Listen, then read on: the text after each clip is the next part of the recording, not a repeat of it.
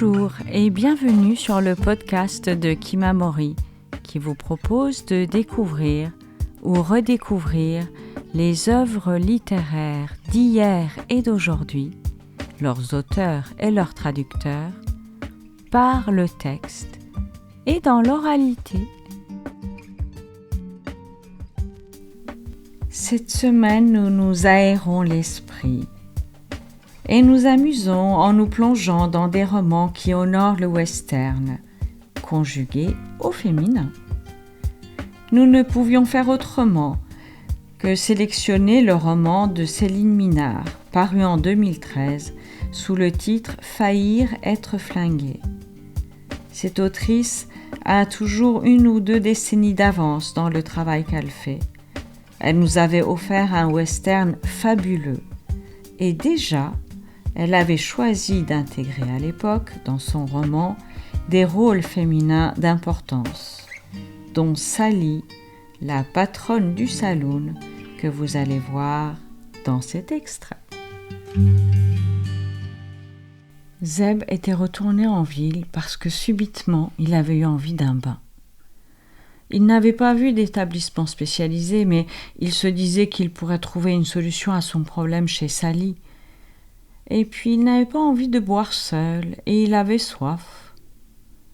Sally était toujours derrière le bar, sur le tabouret qu'elle n'avait pas l'air de quitter souvent. Mais elle avait dû le faire à un moment ou à un autre, car elle avait changé de tenue. Zébulon devrait s'en rendre compte par la suite.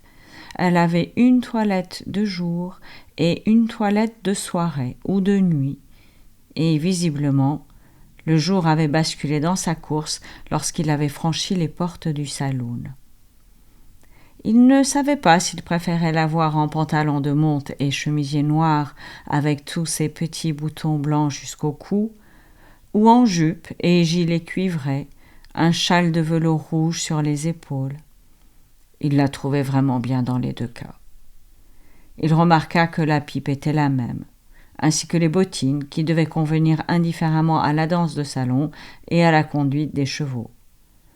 Peut-être était-elle également adaptée au bottage de cul d'ivrogne.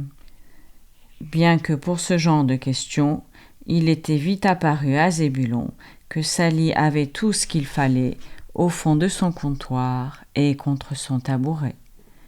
Il n'aurait pas juré qu'une de ses jolies bottines n'était pas équipée d'un couteau à lancer particulièrement équilibré. Il s'approcha du bar sans la regarder directement. Elle s'occupait d'un type. Il s'adressa au barman et lui commanda une pinte de whisky vieilli en fût. Celui-ci le regarda d'un air soupçonneux et lui fit signe d'attendre. Il avait un torchon sale sur l'épaule et la propension répandue chez les imbéciles de prendre pour des obscénités les demandes inhabituelles. Un mineur ou un chercheur d'or, sale comme un peigne, était accoudé à côté de Zébulon. Il sirotait doucement verre sur verre, en regardant dans le miroir ce qui se passait derrière lui. Il avait une poche gonflée et une poche vide. Et puisque Zébulon s'était tourné vers lui pour suivre des yeux le barman, il lui dit qu'il avait bu la poche droite et qu'il boirait la poche gauche et qu'après cela, il retournerait dans ses montagnes sans rien demander de plus à la vie. Zeb lui répondit que c'était la sagesse même. Un tantinet monotone. Le vieux releva les yeux de sous son chapeau comme s'il le découvrait juste et lui demanda ce qu'on pouvait bien attendre d'autre, à part des emmerdes. Zeb lui répondit que pour sa part, un whisky vieilli en fût, comme il venait d'en commander un, lui conviendrait à merveille, et par là-dessus, ou les 2 à la fois, un bon petit bain dans une eau bien chaude. Le mineur écarquilla les yeux, puis qu'encore. Le barman revint et posa une bouteille cachetée devant Zeb, avec une mine dégoûtée. Il lui versa un verre et la lui laissa à côté, en annonçant « $6 ». Zeb paya avec une pièce d'or qu'il sortit de sa poche arrière. Il s'abstint de lui dire de garder la monnaie. Sally ne les regardait pas, mais il savait que rien ne lui échappait. Le chercheur d'or avait fini de réfléchir. Il déclara à Zébulon qu'ici, en guise de bain, il pourrait tout juste se faire laver l'attirail par une des putes de la maison avant l'acte, mais qu'ensuite il n'aurait même pas le temps de pisser et qu'il ne sortirait pas plus parfumé à la rose qu'en entrant. « Elle te jette dehors dès que t'es sorti de leur chatte, mon vieux. »« Sur ordre de la direction, » précisa Sally en approchant. « Et si tu allais boire à la table, Jack? Tu ne vas pas le croire, mais c'est ma tournée. » Le type ne fit ni une ni deux et se dirigea vers la salle d'un pas chaloupé. « Moyennant un peu plus, elles peuvent le laver aussi après, votre attirail. Mais il est exact que vous ne trouverez pas de baignoire à pied de lion à l'étage. »« Vous n'avez pas été livré ?» Sally sourit. « Nous n'en avons pas la demande régulière. » Zébulon hocha la tête. « Et puis, n'est-ce pas, un saloon qui n'est ni un hôpital ni un hôtel ne saurait se transformer en un établissement de bain. Vous m'ôtez les mots de la bouche. » Zeb offrit un verre, que Sally ne refusa pas. Ils goûtèrent l'alcool en silence, puis Sally demanda à Zeb s'il aimait jouer. Il aimait ça, mais ce qu'il aurait bien fait après son pain, c'était un petit tour à cheval avec une cavalière à son côté, dans la plaine noyée de lumière. Surtout si elle portait une chemise en flanelle qui pouvait se déboutonner d'une seule main, mais un panier de pique-nique et une couverture pour la nuit. Et puis quoi encore? Vous voulez vraiment le savoir? Sally le regarda dans les yeux et lui déclara d'une voix grave et chaude qui pouvait augurer du pire comme du meilleur. « Et pourquoi pas? Tu commences à m'intéresser, cow-boy. » Eh bien, avant de partir courir la plaine en compagnie et après avoir pris ce bain chaud plein de mousse à la lavande dans une baignoire à pattes de lion, je me vois bien, enfoncé dans les oreillers d'un lit moelleux, dévorer une platée d'œufs frits accompagnée de bacon et de tomates caramélisées avec quelques grosses tranches d'un pain aussi blanc que mes coussins.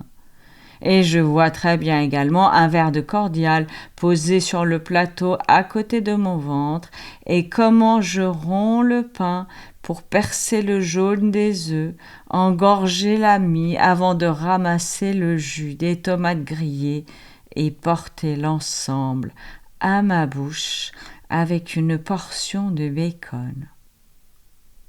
Il en était là, et Sally le regardait parler en espérant que son intérêt pour ce nouveau venu ne crevait pas les yeux à 10 lieues parce que c'était toujours mauvais pour le commerce. Il en était à la faire pratiquement saliver en racontant ses idioties culinaires. Et sans doute allait-il enchaîner sur une autre sorte de cuisine, elle en avait presque envie, lorsque les portes du saloon s'ouvrirent en battant des ailes comme un papillon dans un courant d'air. Sally savait que ce genre d'entrée requérait son attention. Zébulon vit le charme se rompre aussi clairement qu'un fil d'araignée. Il tourna la tête vers l'imbécile qui lui gâchait son effet et vit le cow-boy qui l'avait suivi jusque chez Niels en Tulle s'encadrer dans les portes neuves. Baird se tenait les jambes un peu écartées, le fusil au creux du coude, droit, chargé, et il connaissait la réponse à la question qu'il allait néanmoins poser parce qu'il y a dans la vie des moments inévitables. Qui est venu ici avec le hongre pommelé qui est attaché dehors?